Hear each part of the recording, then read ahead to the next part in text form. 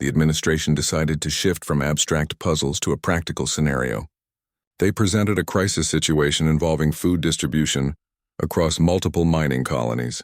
The problem was designed to test judgment rather than computation, with layers of complexity that would challenge even the most brilliant systematic thinkers. There were 7 different species involved, each with distinct nutritional requirements and dietary restrictions. Transport logistics included fuel constraints, storage limitations, and delivery windows that created overlapping conflicts. Political considerations added another dimension. Some colonies had historical tensions that affected resource-sharing agreements. It was the kind of multifaceted problem the Institute loved, perfect for showing off computational prowess and systematic analysis. The other candidates approached the scenario with expected rigor. A crystalline being proposed an elaborate resource allocation algorithm that balanced nutritional needs against transport efficiency metrics. A telepathic species representative created a complex computational model that factored in psychological satisfaction indices alongside caloric requirements. Each solution was technically impressive, mathematically elegant, and demonstrated mastery of advanced problem-solving frameworks. They presented their answers with confidence, their approaches reflecting years of training in optimization and systems analysis. The solutions were beautiful in their complexity, satisfying in their thoroughness, and completely in line with institutional expectations. Ela listened to each presentation without interruption. When her turn came, she didn't reach for a data slate or begin calculations. She simply said, "Have you asked the miners what they want to eat?" The question landed in the chamber with the force of a physical object. It was so simple, so obvious, and yet so completely outside the framework everyone else had been using. While others built complex models to determine optimal nutrition distribution, she suggested that the people actually consuming the food might have opinions worth considering. She elaborated without waiting for a response. Different colonies might have cultural preferences that affect what they'll actually consume. Some groups might prefer different meal timing that could simplify logistics. Others might have informal sharing arrangements already in place that could be leveraged. Her approach bypassed the computational complexity entirely by focusing on minor factors. She wasn't optimizing an abstract system. She was thinking about actual people eating actual meals. When one of the professors challenged her approach, asking how she would justify this against traditional optimization models, she turned the question around.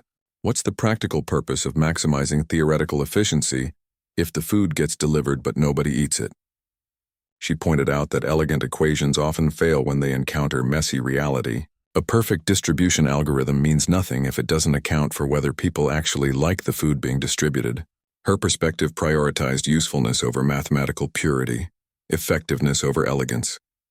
The staff watched with dawning recognition. This wasn't just a different problem-solving style. It was a different way of thinking about problems entirely. Where others saw equations to optimize, she saw people to feed. Where the institution valued computational beauty, she valued practical outcomes. Her intelligence wasn't measured in algorithmic complexity, but in real-world effectiveness. She solved problems by understanding what actually needed solving, rather than what the system assumed needed solving. The mining colony crisis revealed something fundamental about Ila's mind.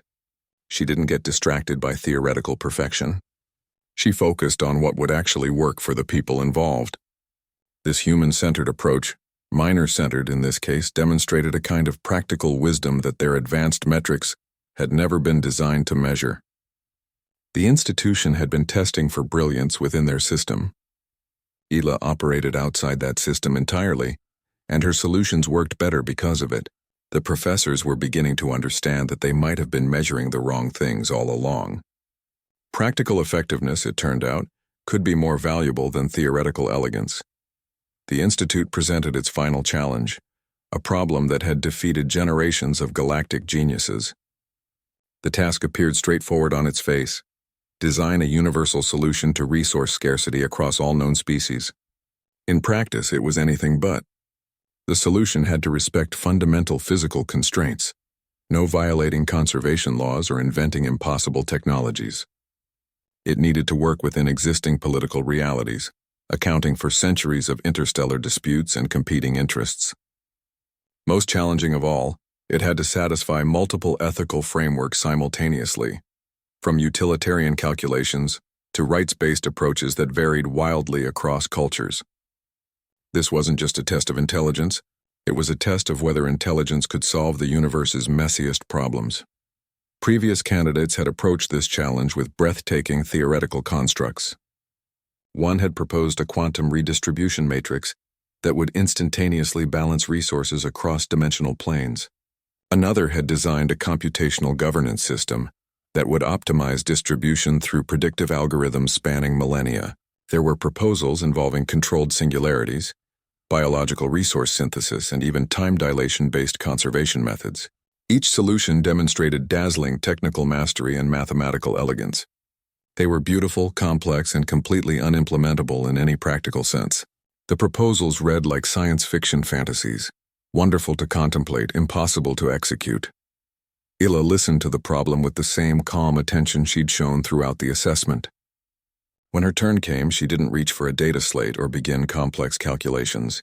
She simply said one word: markets. The reaction in the chamber was immediate and puzzled. Markets? The concept seemed almost primitive compared to the grand schemes that had been proposed. Then she explained, not the markets they might be thinking of, not the exploitative systems or speculative excesses that sometimes developed. She meant a framework for voluntary exchange built on mutual benefit and transparent information. Her solution downshifted the problem from theoretical grandeur to practical social engineering. She described a system where resources flowed to where they were most valued, not where some central algorithm decided they should go, where innovation was rewarded because solving scarcity problems became profitable, where different species could trade according to their particular needs and advantages, without requiring universal agreement on values or methods. The mechanism prioritized adaptation over optimization, responding to actual conditions rather than theoretical models. It was messy, imperfect, and required ongoing adjustment, but it could actually work in the real world. Her argument centered on a simple observation: grandiose schemes fail because they assume perfect information and compliance. Voluntary exchange works because it doesn't require either. It leverages individual knowledge and motivation rather than fighting against them. She pointed out that cooperative behavior emerges naturally when people, or aliens, see mutual benefit. No need for complex enforcement mechanisms or idealized assumptions about behavior. Just let creatures trade what they have for what they want. And scarcity problems tend to solve themselves through innovation and adaptation. The faculty's skepticism began shifting to dawning recognition as they processed her approach. They'd been looking for a perfect solution. She was proposing a framework that allowed imperfect solutions to evolve over time. Where others sought to design the perfect system, she suggested creating conditions where better systems could emerge. Her thinking wasn't about achieving final answers, but about enabling continuous improvement. It was pragmatic, adaptable, and acknowledged the fundamental uncertainty of predicting future needs and conditions. Her conclusion rejected complexity for its own sake. The most elegant solution wasn't the most mathematically beautiful one. It was the one that could actually be implemented, adjusted, and improved upon.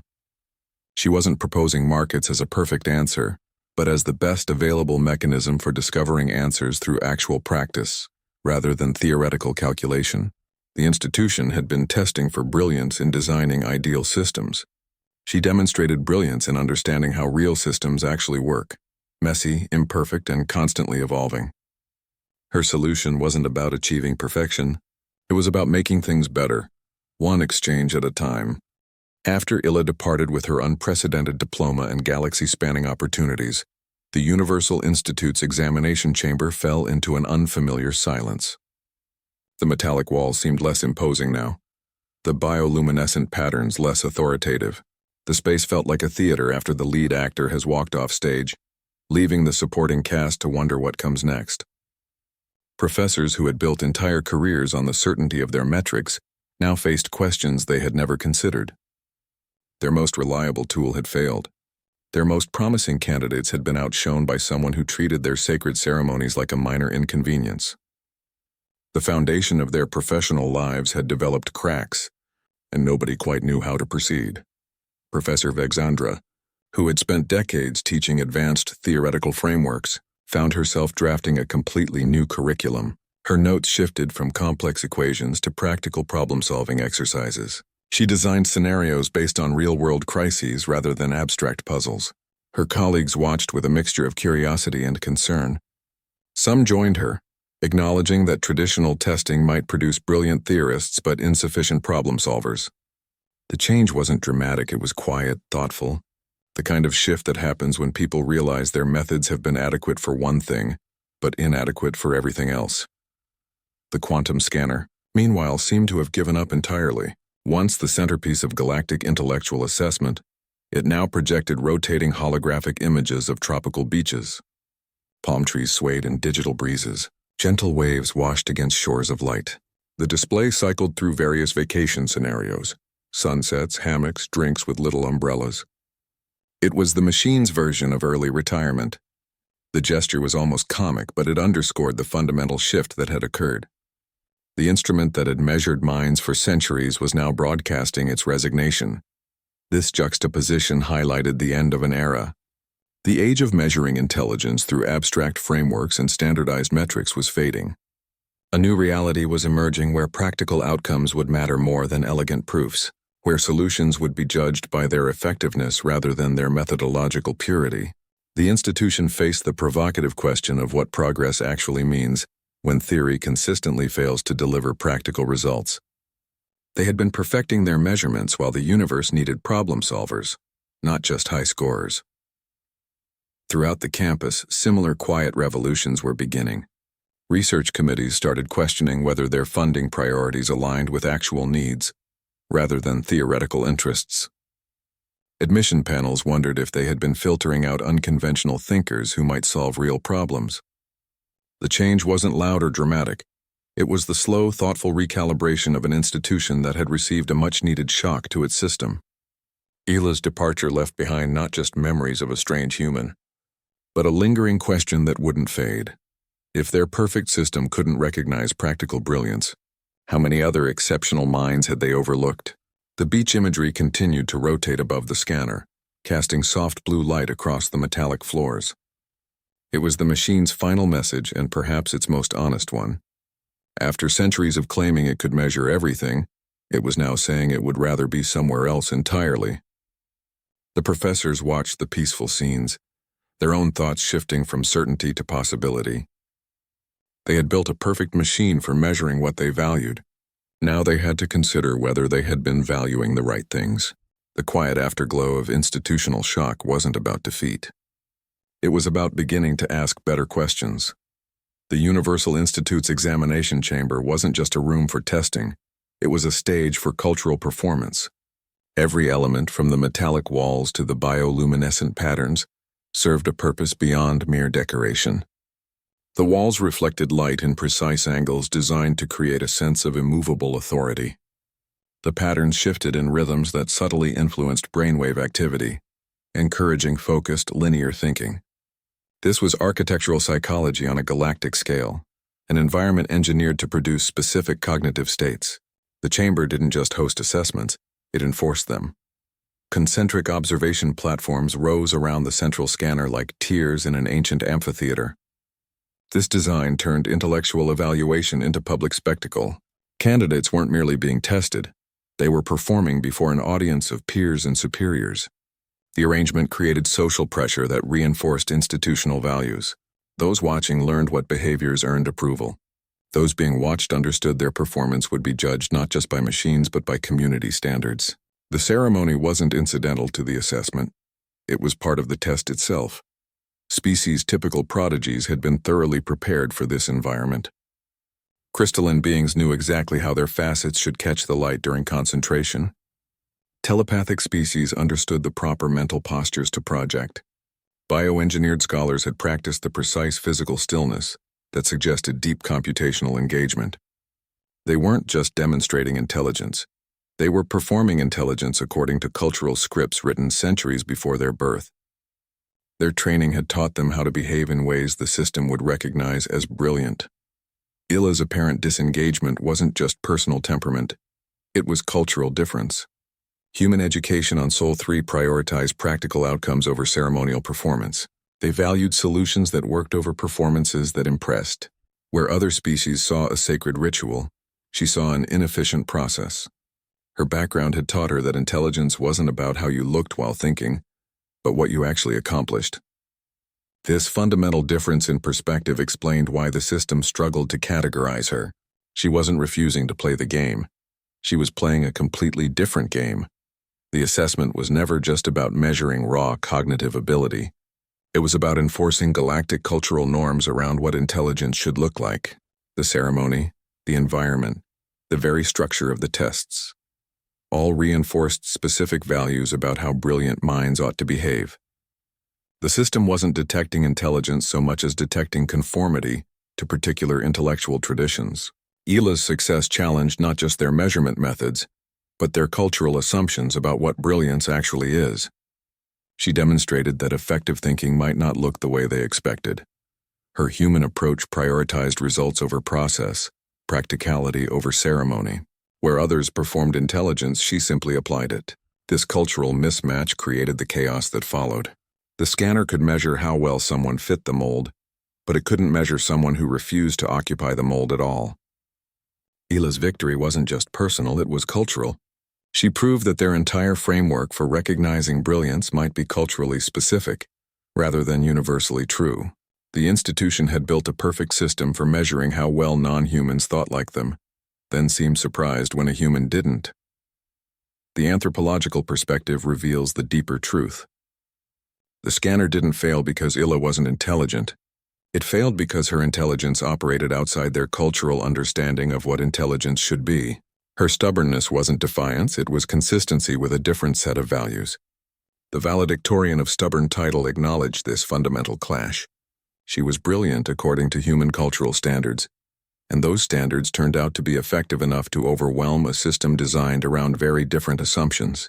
Sometimes the most revolutionary thing you can do is refuse to perform intelligence the way others expect.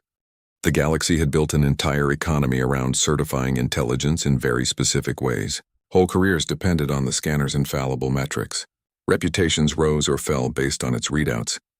Research funding flowed to projects that aligned with its assessment frameworks. The machine wasn't just measuring minds, it was upholding an entire system of knowledge valuation that stretched across species and sectors. Professors had built lifetime research programs on assumptions the scanner would never question. Their publications, their prestige, their very professional identities were tied to a system that had never encountered dissent. Hila's disruption threatened more than a machine. She endangered the carefully constructed economy that had grown around standardized assessment. The near-mythic accuracy of the scanner supported galactic prestige hierarchies that determined everything from interspecies diplomatic standing to research funding allocations. Entire academic disciplines had evolved to serve the metrics rather than challenge them. Her educational impossibility file represented a direct threat to this economy. It documented a mind that operated outside their valuation system, and that made her dangerous to the status quo. When she approached problems from angles that did not technically exist within established frameworks, she bypassed the entire epistemic marketplace. She wasn't just solving problems differently, she was challenging what counted as a valid solution. Her methods didn't use the accepted pathways, which meant they couldn't be easily valued, compared, or ranked against traditional approaches. This created an epistemological crisis for the institution. If knowledge could be produced outside their systems, then their systems weren't measuring knowledge, they were measuring compliance. The crisis she triggered forced a fundamental reconsideration of how knowledge should be produced and valued. Professors who had spent careers developing increasingly complex theoretical models now faced the possibility that simple, practical solutions might be more valuable. Research committees began questioning whether elegant equations mattered if they didn't actually solve anything. The entire economy of galactic intelligence was built on the premise that certain kinds of thinking were inherently superior. Hila demonstrated that usefulness might matter more than methodological purity. Her practical solutions to problems like the mining colony crisis showed that real-world effectiveness could outperform theoretical elegance. Where others proposed complex algorithms, she suggested asking the miners what they wanted to eat. This approach prioritized actual outcomes over beautiful computations. It valued results over process. The institution had built an economy that rewarded the most elaborate proofs. Ela demonstrated that the most valuable thinking might be the kind that actually works in practice rather than just looking impressive on paper. The scanner's final assessment, Valedictorian of V, Stubborn, acknowledged this fundamental challenge to their epistemic economy. It recognized that her intelligence was both brilliant and threatening to their systems of valuation. By graduating her despite this designation, the institution began the slow process of re-evaluating what they valued and why. They started to consider that an economy built entirely around certain ways of knowing might be missing other valuable forms of intelligence. The question became whether they could build a system that valued practical effectiveness as much as theoretical elegance, that recognized different ways of thinking rather than forcing everyone into the same cognitive mold. The epistemic economy of brilliance wasn't just about measuring intelligence, it was about determining what counts as intelligence in the first place. Ela's stubborn refusal to think within their parameters forced a confrontation with this uncomfortable truth. Her success suggested that the galaxy's knowledge economy might need to expand its definition of valuable thinking. Sometimes the most revolutionary act isn't producing better knowledge within a system, but demonstrating that the system itself has been valuing the wrong things all along. Ela's apparent indifference throughout the assessment wasn't carelessness. It was an entirely different cognitive orientation at work. Where other candidates saw a high-stakes ceremonial test that would define their futures, she saw a functional problem that needed addressing. This fundamental psychological difference explained why the scanner couldn't process her effectively. Her mind operated on different principles, prioritizing different things, and the machine's algorithms had no framework for that kind of thinking. Her nonchalance reflected not a lack of engagement but entirely different engagement priorities. While others focused on performing intelligence within established parameters, she focused on practical outcomes. The ceremony, the pressure, the institutional prestige. None of that registered as important compared to actually solving the problems presented. This orientation allowed her to see solutions others missed because they were too focused on following rules and meeting expectations. Where they saw constraints, she saw possibilities. Her suggestion to restart the machine came from this psychological stance. She saw the scanner not as an object of reverence but as a tool. Tools sometimes malfunction. When they do, you try the simplest fix first. Her approach was pragmatic rather than ceremonial, practical rather than performative. This viewpoint threatened the institution precisely because it couldn't be measured or controlled. Their systems were designed to assess how well someone played the game, not whether the game was worth playing in the first place. Her calm during the escalating crisis demonstrated confidence in her own cognitive approach rather than the system's. While technicians panicked and professors worried, she remained undisturbed because she trusted her own problem-solving methods. This wasn't arrogance. It was the quiet assurance of someone who knows that practical thinking usually finds a way through.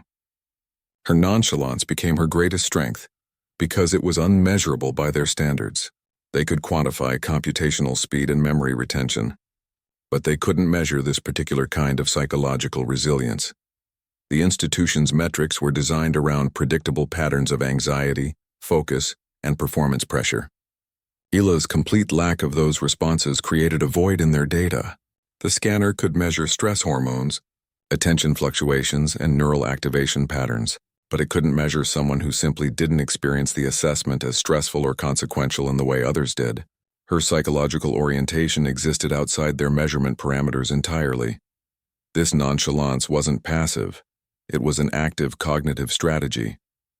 By not investing emotional energy in the performance aspects, she conserved mental resources for actual problem solving. While others expended effort managing their anxiety and maintaining their ceremonial composure, she could focus entirely on the tasks themselves. This gave her a practical advantage that their systems couldn't account for or recognize.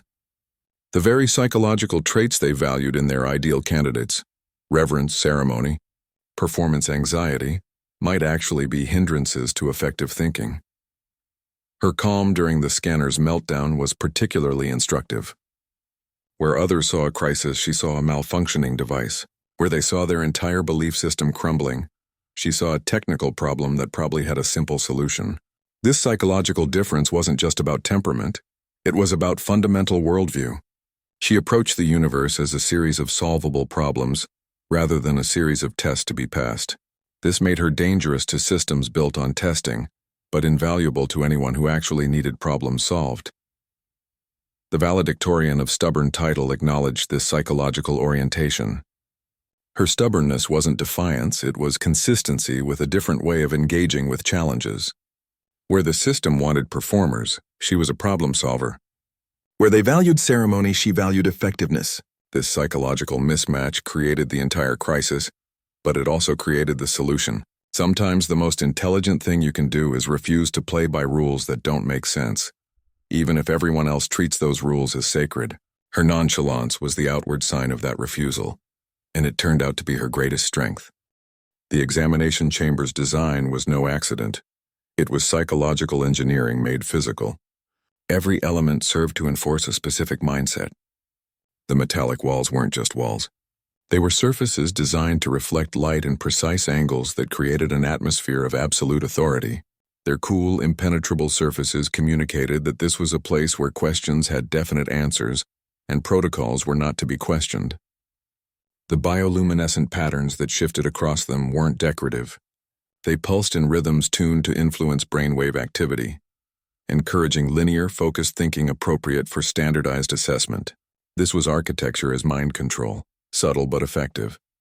This environment was specifically designed to impress and intimidate candidates into certain behaviors. The chamber's scale alone was meant to diminish those who entered, making them feel small before the institution's grandeur. The lighting focused attention toward the scanner, creating a visual hierarchy that positioned the machine above the candidates. Even the temperature was regulated to create optimal conditions for the type of concentrated effort the institution valued. Every sensory detail reinforced the message that this was a serious place for serious thinking, and that deviation from expected behaviors would not be tolerated. The concentric observation platforms rising around the central floor turned assessment into theatrical spectacle. They allowed the institution to perform its evaluation process before an audience, creating social pressure that reinforced conformity. Candidates knew they were being watched not just by machines but by peers and superiors. This public dimension added another layer of psychological pressure to perform intelligence in accepted ways. The arrangement communicated that thinking wasn't private. It was a social act that would be judged by community standards. The ceremony was as much part of the test as the problems themselves.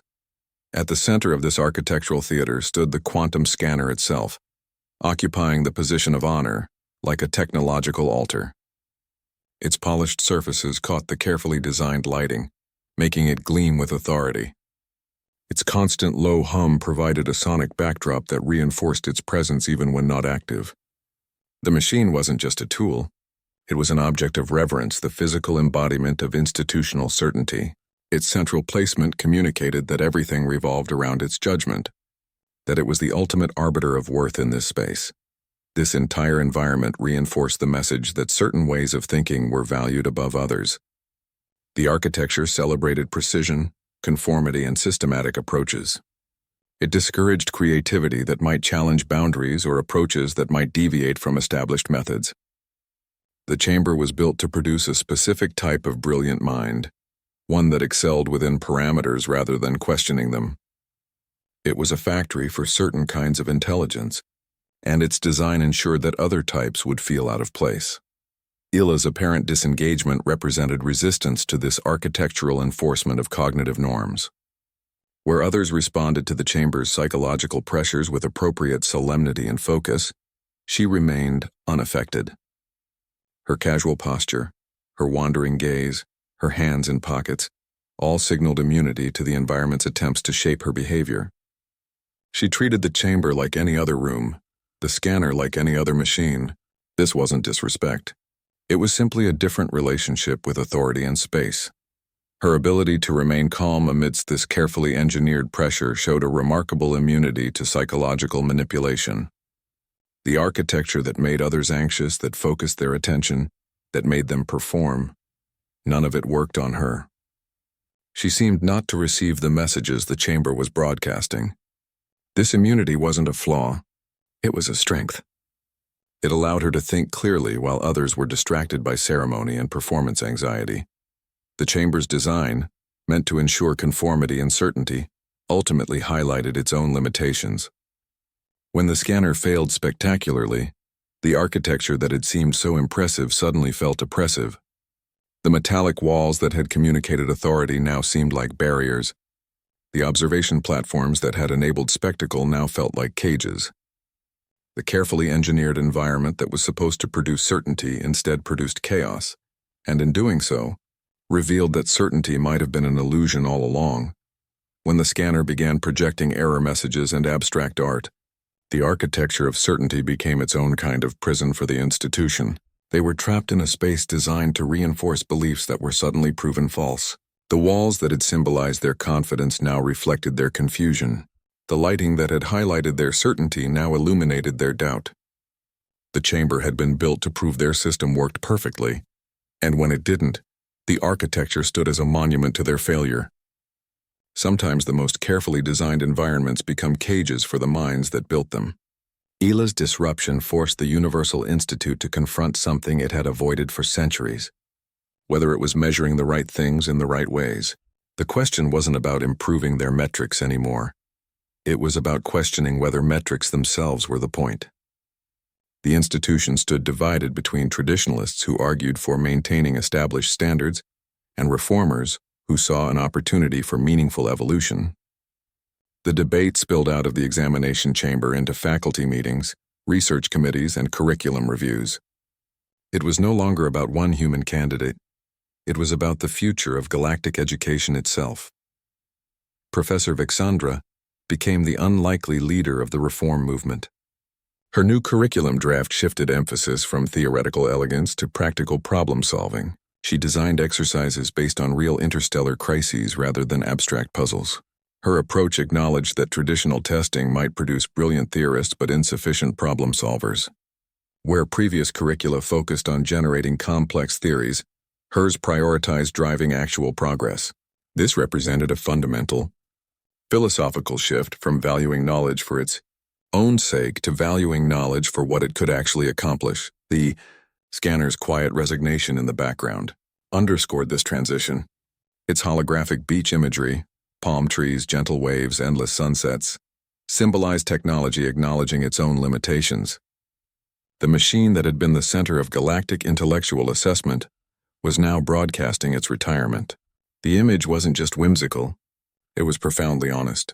After centuries of claiming it could measure everything, it was admitting that some things might be beyond measurement.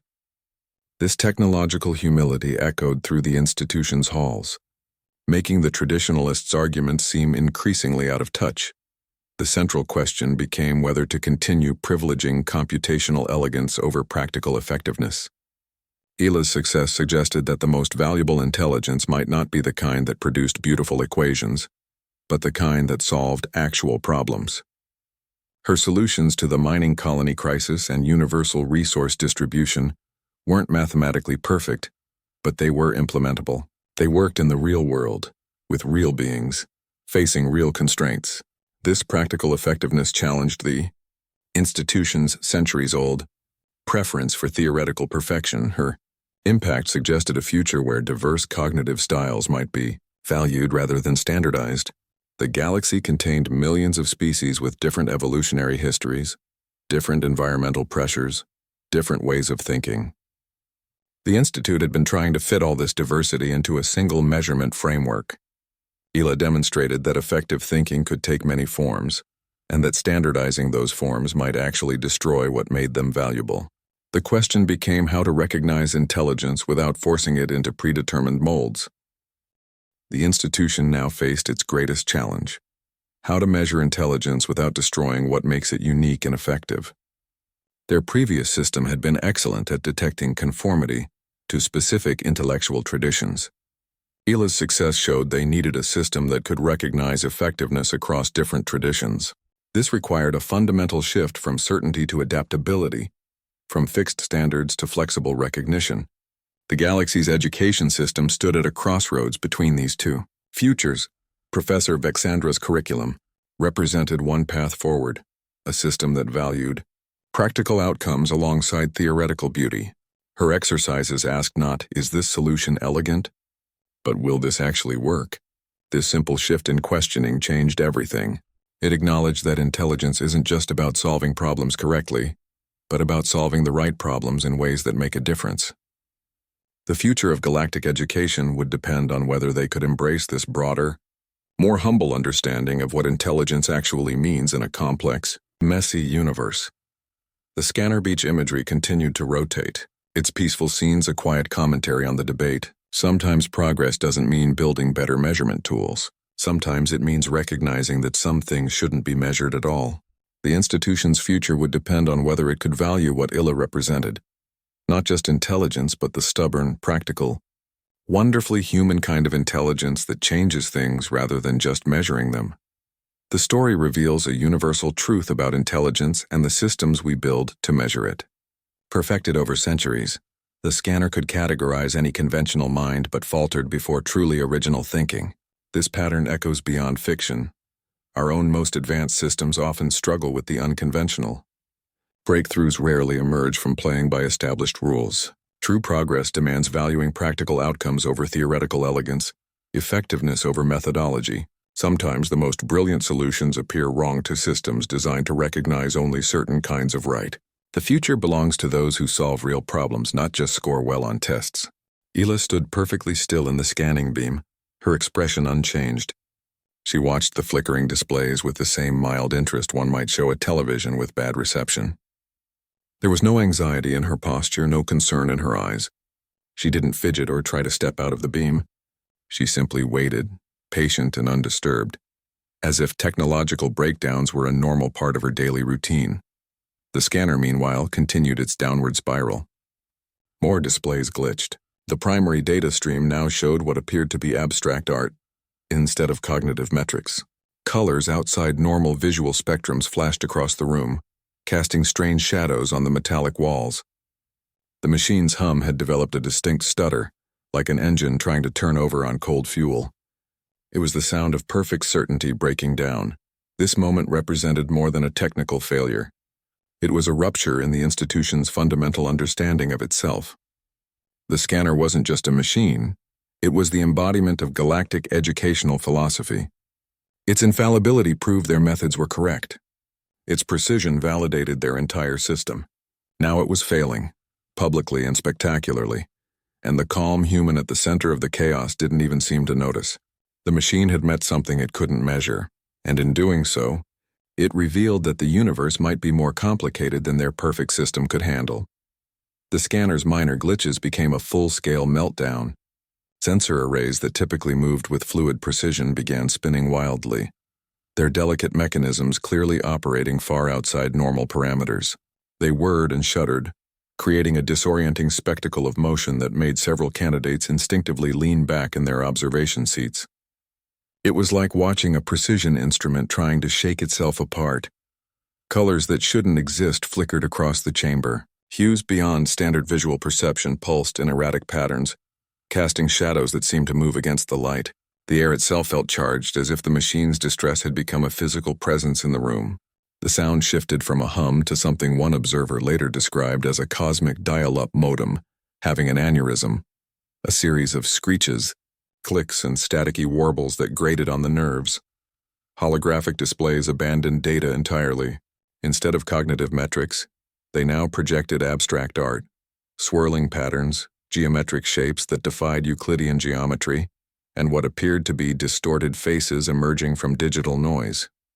One screen showed what looked like a star field collapsing into a black hole. Another displayed a perfect circle that slowly unraveled into a chaotic spiral. The machine wasn't just failing, it was having an existential crisis. Error messages appeared questioning fundamental concepts. "What is measurement?" flashed one.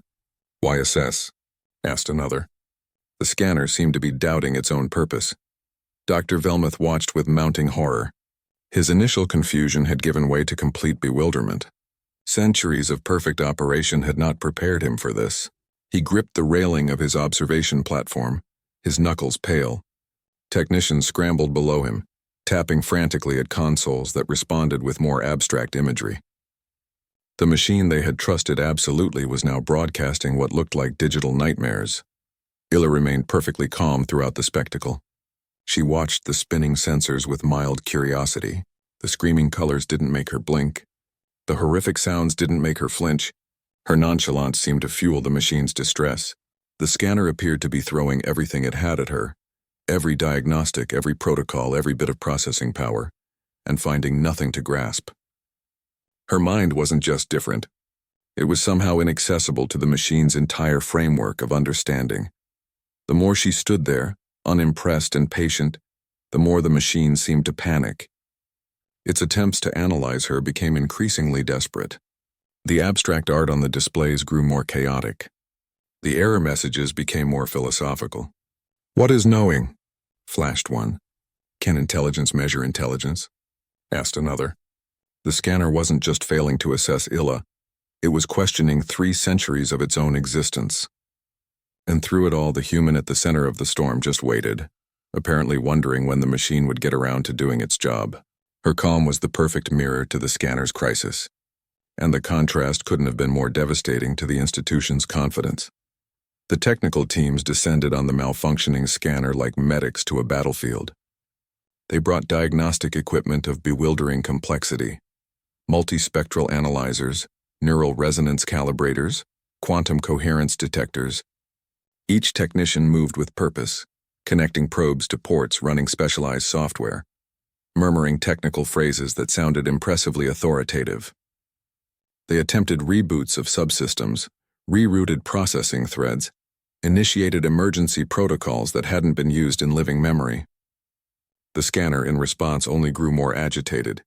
Its holographic displays now showed fractal patterns collapsing into mathematical singularities. The sound it made had evolved from dial-up modem to something resembling a dying star. Illa watched the escalating crisis with the detached interest of someone observing a microwave that wouldn't stop beeping. She stood slightly to the side, hands still in her pockets, her expression one of mild curiosity rather than concern.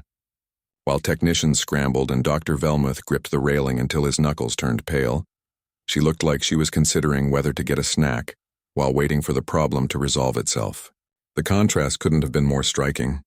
Panicked experts, with their sophisticated tools, versus one calm human who seemed to think the solution might be simpler than everyone was making it. After several minutes of watching the technician's efforts only worsen the situation, she finally spoke. Her voice carried easily through the chaos, calm and matter-of-fact. "Have you tried turning it off and on again?" The question hung in the air, simple and devastating. It wasn't a technical suggestion from a manual. It was household wisdom, the kind of thing you'd say about a misbehaving toaster or a flickering light. The phrase came from a world where technology was something you used, not something you worshipped. The technicians paused in their work. Dr. Velmuth stared. The suggestion was so basic, so fundamentally simple, that it took a moment to process.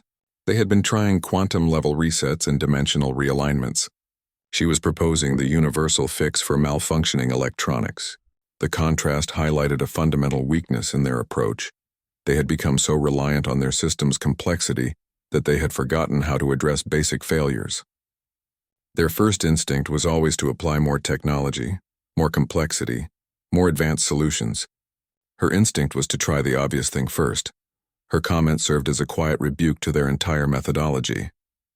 It suggested that maybe they had over-engineered their approach to problem-solving, that perhaps the most advanced system in the galaxy could benefit from the same troubleshooting technique every human used when their screen froze. The suggestion landed with particular force precisely because of its simplicity. In the face of quantum meltdowns and existential error messages, she had proposed the digital equivalent of, "Did you check if it's plugged in?" The room fell silent except for the scanner's distressed whirring. The technicians looked at each other, then at Dr. Velmuth. The administrator's face showed dawning recognition that perhaps their most advanced system had become too complex to fix when it broke. That in building something supposedly perfect, they had created a machine that couldn't handle the most basic repair protocol. Illa's suggestion didn't just offer a potential solution, it questioned their entire relationship with technology. They had built a god and forgotten it was just a machine. She remembered what they had forgotten. With the scanner spiraling into digital chaos, the administration did what any bureaucracy does when confronted with the incomprehensible. They reached for paperwork. Hila's student file arrived via holographic display, bearing the official designation that stopped even Dr. Velmuth in his tracks: educational impossibility. The label wasn't just unusual, it was practically unheard of in an institution that believed everything could be measured, categorized, and stamped with approval. The file revealed a pattern of academic performance that defied conventional analysis. Her test scores weren't consistently brilliant, but they weren't mediocre either. They formed a mosaic of contradictions: stellar results in advanced physics alongside average marks in basic computational theory, perfect scores in creative reasoning exercises paired with middling performance on memory retention tests. Professors' notes piled up in the margins, each more baffled than the last. One instructor wrote that she approached problems from angles that did not technically exist within the established disciplinary frameworks. Another noted that her solutions often arrived via routes that defied standard academic categorization entirely. Her performance transcripts read like a catalog of institutional confusion. In theoretical mathematics, she'd solved a complex proof by redrawing the problem as a visual analogy, a method not in any textbook. During a biology practical, she'd identified a specimen by comparing its cellular structure to architectural patterns found in human cities. Her psychology thesis involved designing social experiments that several reviewers called methodologically unorthodox, but unexpectedly effective. Every subject showed the same pattern. Conventional methods bypassed, standard approaches ignored, yet somehow the work got done. Often brilliantly, Dr. Velmuth scanned through the records with growing unease. The realization dawned on him slowly, then all at once. She didn't solve problems in the conventional sense at all. She simply refused to accept that they were problems in the way the institution defined them. Where others saw equations to be solved, she saw puzzles to be understood. Where the system demanded specific methodologies, she found alternative paths. Her intelligence wasn't just unconventional, it was fundamentally incompatible with standardized measurement. Because it refused to operate within predefined parameters, this revelation struck at the heart of the galactic education system's entire epistemic economy. Their institutions were built on the premise that intelligence could be quantified, compared, and ranked. Careers were made, research was funded, and entire species' reputations were built on these metrics. Hila's approach threatened that foundation. If intelligence couldn't be measured because it refused to be confined, then the entire system of galactic academic prestige was built on shaky ground. Her file wasn't just the record of an unusual student, it was evidence that their most cherished assumptions might be wrong. The educational impossibility designation now seemed less like a label and more like a warning. The administration had created the category for minds that didn't fit their models, never considering that the problem might be with the models themselves. Hila's thinking wasn't impossible, it was just different. It prioritized practical outcomes over theoretical elegance, real-world effectiveness over methodological purity. She didn't break the rules so much as operate as if they were suggestions rather than commandments. Her file documented not a failure of intelligence, but a failure of the system to comprehend intelligence that worked differently. Dr. Velmuth closed the holographic display. The scanner continued its malfunctioning spectacle in the background, but his attention was now elsewhere. He was staring at Hila, who stood watching the technician's increasingly desperate efforts with calm patience. The machine was having a crisis because it had encountered a mind that couldn't be processed through its algorithms. The real question wasn't whether Hila was intelligent. Her file made that clear despite the confusing presentation. The real question was whether their system was intelligent enough to recognize intelligence that didn't look the way they expected. The educational impossibility file wasn't about her limitations, it was about theirs. With the scanner effectively reduced to producing abstract art and philosophical error messages, Dr. Velmuth made a decision that felt both desperate and dignified. They would return to basics. Before quantum computation, before holographic analytics, there had been physical puzzles. The staff retrieved them from deep storage, ancient logic games carved into crystal tablets, geometric problems etched on metallic plates, and paradox exercises preserved in stasis fields. These were the Institute's original assessment tools, the ones that had preceded the scanner by centuries.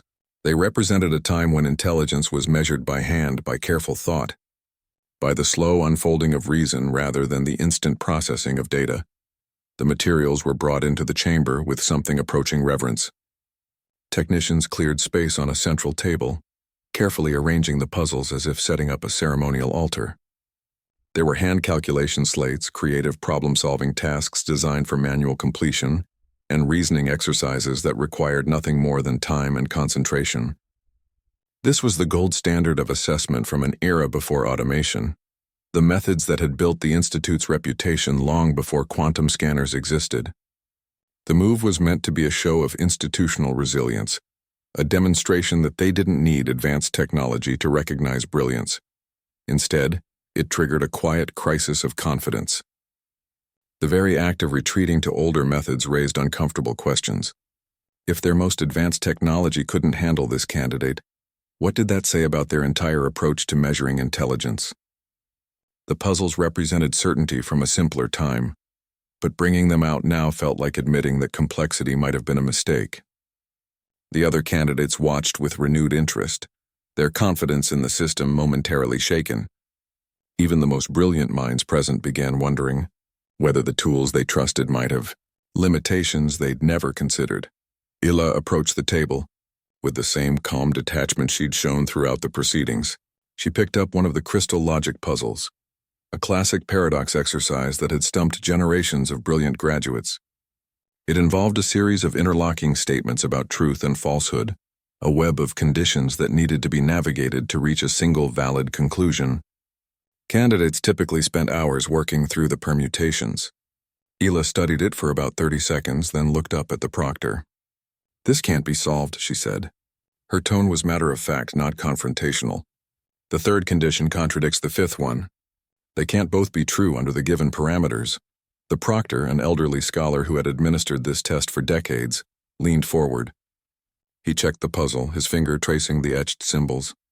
His expression shifted from polite attention to dawning horror. She was right. There was a fundamental flaw in the construction, two conditions that mutually excluded each other, making the entire puzzle unsolvable. Generations of candidates had struggled with this exercise, assuming the fault lay with their reasoning, not with the puzzle itself. The institution had used it as a benchmark for critical thinking, never considering that the problem might be with the benchmark. He had to admit it aloud. "The puzzle is flawed." The words hung in the air, heavier than he intended. Around the chamber, candidates exchanged glances. If one of their classic assessment tools contained a basic logical error, what else might be wrong with their methods? The retreat to traditional techniques hadn't provided certainty. It had revealed another crack in the foundation. The puzzles weren't the timeless standards they'd believed them to be. They were just another set of imperfect tools, products of their time carrying the biases and oversights of their creators. Ila had taken their gold standard and shown them the tarnish. The Universal Institute's quantum scanner had assessed over 2 million candidates with flawless precision. Then came Ila, the human exchange student who treated the galaxy's most advanced intelligence test like a malfunctioning toaster. When her turn arrived, the machine began projecting error messages in languages the Universal Translator couldn't identify. The Universal Institute's quantum assessment scanner was the undisputed master of measuring minds.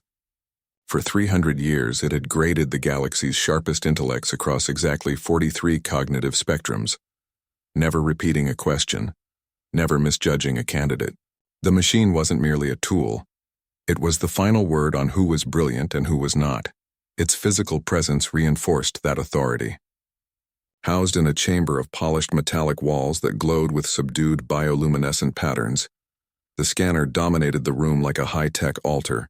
The light patterns shifted in slow, hypnotic rhythms, casting shadows that made the room feel both infinite and claustrophobic. Above the main floor, concentric observation platforms rose in silent tiers. There, the day's candidates, a lineup of species-typical prodigies, awaited their turn with an appropriately solemn mixture of reverence and anxiety. Each had trained for this moment for cycles. Some meditated, others reviewed neural exercises. One or two simply stared, transfixed by the humming heart of the machine. Presiding over the ceremony was Dr. Velmuth, an administrator whose age was best measured in centuries rather than years. He moved with the serene confidence of someone who had seen the system work, without fail, 2,400,016 times. There had been no errors. No surprises. The scanner delivered its verdicts in clean, definitive metrics, intelligence quotients calibrated to 16 decimal places, problem-solving efficiency percentages that told you not just if someone was smart, but precisely how, and creative indices that quantified inspiration itself. It was all very tidy, very certain. As the ceremony proceeded, each candidate before Ela stepped into the beam of light, held their breath, and received a printout of their excellence. The machine hummed approvingly. The proctors nodded. The scores matched the dossiers, the transcripts, the expectations. There were no disappointments here, only confirmations. The scanner was a gatekeeper, yes, but a fair one. Or so it seemed. It had never once been challenged, never asked a question it couldn't answer, never encountered a mind it couldn't reduce to data. It was ready, as always, to anoint another perfect product of the galactic education system. Then Ila stepped forward. There were 36 candidates in the hall that day, and 35 of them knew exactly how to behave. They were the galaxy's finest, crystalline beings with multiple doctorates already shining in their facets, telepathic species who could solve differential equations while reciting poetry, and bioengineered prodigies whose neural networks had been optimized since birth. They performed the expected rituals with practiced grace. Some hummed soft focus tones, others arranged their limbs in geometric meditation poses. A few simply stared unblinking at the scanner as if trying to out-intimidate the machine before it could intimidate them. Then there was Illa, the human exchange student from a modest little world known as Sol 3. She stood at the very end of the line, looking profoundly out of place. Her posture was relaxed, her hands in her pockets. She didn't meditate. She didn't review her notes. She didn't even seem to be thinking about what was coming. Instead, her gaze drifted around the chamber as if mildly curious about the lighting fixtures. While everyone else radiated intensity, she gave off the vibe of someone waiting for a bus that was already 10 minutes late. Around her, the other candidates exchanged reverent whispers about the quantum scanner's magnificence. "They say it can measure intuition," murmured one. "I heard it once assessed a mind so brilliant the readout had to be printed on a scroll," said another. Ela listened, nodded once, and offered a simple, quiet reply. "Seems like a lot of fuss for a test." The comment landed like a wrench in a delicate gearbox. No one knew how to respond. They just stared. It wasn't insolence they saw in her expression. It was genuine, almost puzzled detachment. She didn't treat the scanner like a monument to galactic intellect. She treated it like a kitchen appliance that might or might not work properly. There was no awe in her eyes, no tension in her shoulders. She was calm in a way that wasn't practiced or performative. It was just her default state. And that, more than any test score, was what marked her as different. While the others saw a ceremony, she saw a process. While they saw a gatekeeper, she saw a mechanism. It was a fundamental mismatch in perspective, and it made everyone around her subtly uncomfortable. They were there to be measured. She was there to see what happened. The institution valued formality, precision, and above all reverence for its own systems. Ela valued none of these things, at least not in the way the system expected. Her lack of interest wasn't a weakness. It was a kind of armor. She wasn't trying to prove anything. She was just there, and that made her the biggest threat to the established order that the Universal Institute had ever faced, precisely because she didn't even seem to realize it. While the crystalline scholars glinted with ambition and the telepaths hummed with concentration, Ela just waited, patient and undisturbed, like a stone in a stream. The contrast couldn't have been more obvious if she'd brought her own chair. She was the odd one out, the quiet disruption, the outlier who hadn't read the script, and that, as it turned out, was exactly what the system couldn't handle. When your entire existence is built around predictability, the truly unpredictable isn't just a problem. It's an existential threat. And Ela, without even trying, was about to become exactly that. When Ela stepped into the scanner's beacon, the machine followed procedure exactly as it had for 3 centuries. Calibration beams swept across her neural patterns. Sensors descended to measure bioelectric resonance. Data streams began their familiar flow across holographic displays. There was no warning, no hesitation. The system knew its job. It had done this 2,400,016 times without incident. Then the first anomaly appeared, a fluctuation in the creativity index. Not a normal variation, but a sudden, jagged spike that shouldn't have been possible. The number jumped from a steady baseline to something mathematically improbable, then fell back just as abruptly. The display flickered.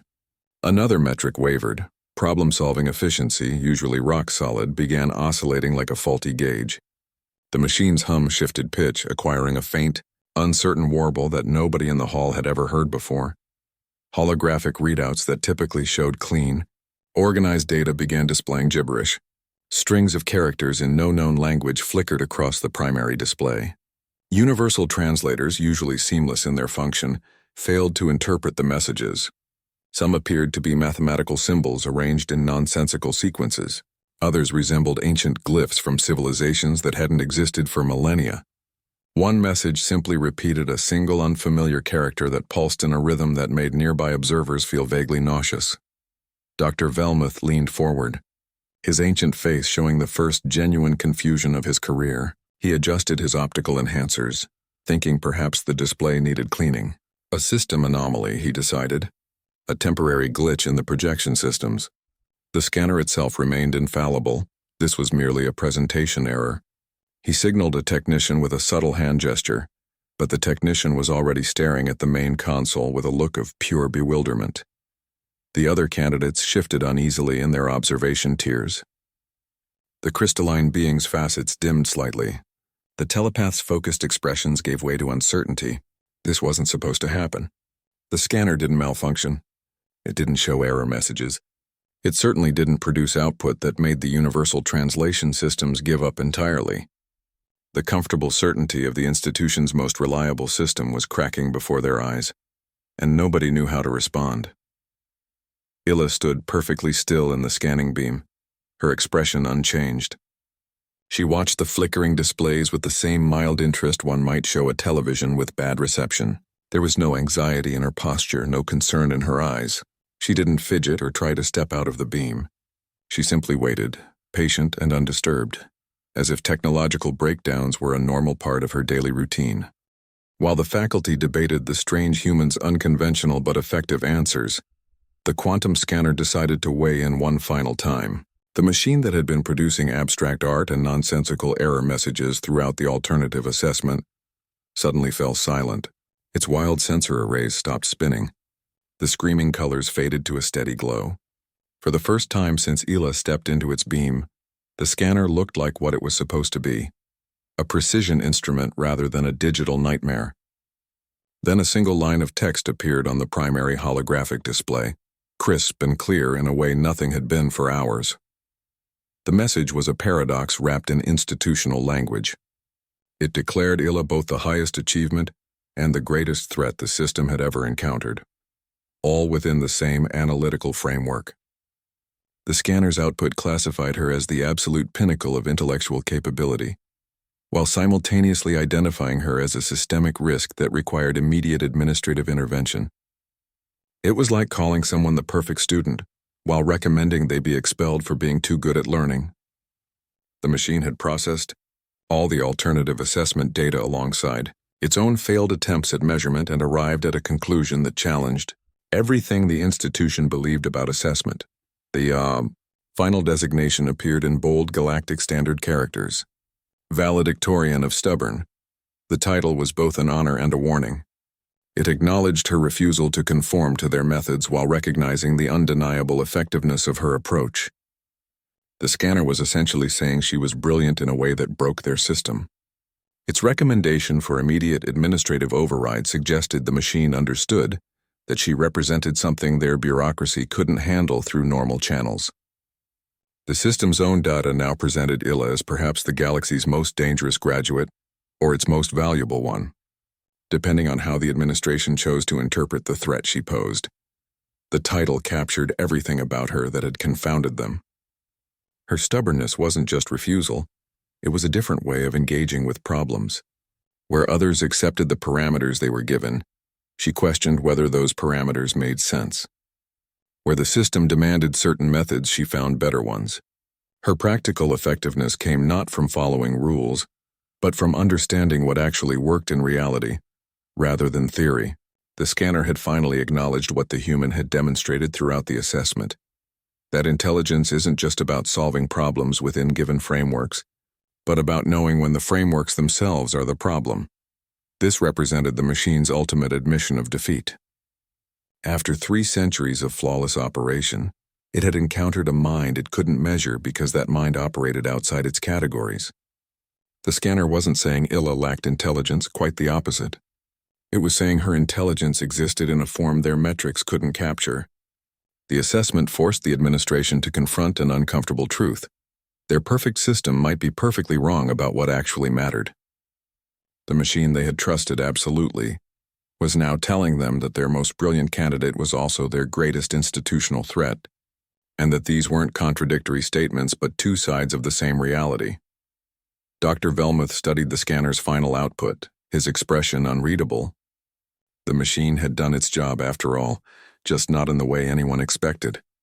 Instead of providing clean metrics and clear rankings, it had delivered a paradox that questioned their entire approach to measuring intelligence.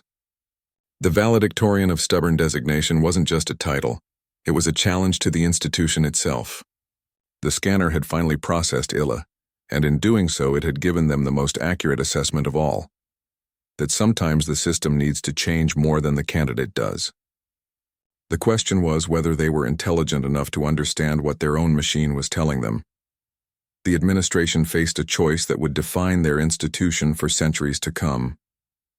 They could have done what bureaucracies always do when confronted with the unconventional, force Illa through additional testing cycles until she either conformed or broke. They could have dismissed her results as anomalous, filed her under educational impossibility, and quietly ushered her out the back door. The traditionalists argued passionately for this approach. They spoke of maintaining standards, preserving institutional integrity, and rejecting outcomes that didn't fit established patterns. Their voices filled the chamber with warnings about slippery slopes and the dangers of rewarding noncompliance. Dr. Velmuth listened to these arguments with the patience of someone who had heard them for centuries. He watched Illa standing calmly amid the chaos she had created, her expression still that of someone waiting for a bus, rather than someone who had just upended galactic educational philosophy. He looked at the scanner's final output, Valedictorian of Stubborn, and something shifted within him. Centuries of certainty gave way to a dawning realization that maybe certainty itself was the problem. He stepped forward and made the announcement that would change everything. They would graduate the Valedictorian of Stubborn. Not in spite of the title, but because of it. They would see if the universe could handle her. The words landed like a physical presence in the chamber, silencing the traditionalists mid-protest. This wasn't a compromise or a grudging concession. It was a radical embrace of everything Illa represented. Velmuth had taken what could have been a punitive label and transformed it into a mandate for institutional evolution. His decision acknowledged something fundamental that their system had forgotten. Practical impact might matter more than elegant proofs. Real-world effectiveness could be more valuable than theoretical perfection. By accepting Illa's unconventional intelligence, he was rejecting the idea that there was only one way to be brilliant. The move represented a seismic shift in how the institution defined and valued intelligence itself. It wasn't about measuring how well someone fit their system anymore. It was about recognizing when someone's thinking could improve the system. The offers that followed this announcement were unprecedented.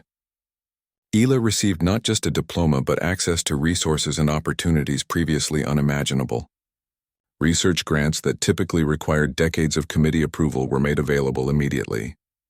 Laboratory access that usually demanded specific methodological approaches came with no strings attached. The institution wasn't just graduating her, they were investing in her peculiar way of thinking. They were betting that her stubborn practicality might solve problems their elegant theories couldn't touch. Velmuth's gratitude toward Illa wasn't the polite acknowledgement of a successful candidate. It was the genuine appreciation of someone who had been shown a better way. His thanks signaled the beginning of a new commerce between practical impact and academic prestige. The institution was finally recognizing that intelligence isn't just about how well you play the game, but about whether the game itself is worth playing. By embracing their most stubborn graduate, they weren't lowering their standards. They were expanding their understanding of what standards should measure. The scanner had called her a threat, and Velmuth had decided that maybe what the system needed was exactly that kind of threat. Sometimes the most dangerous thing to a stagnant institution is someone who refuses to accept that stagnation is inevitable.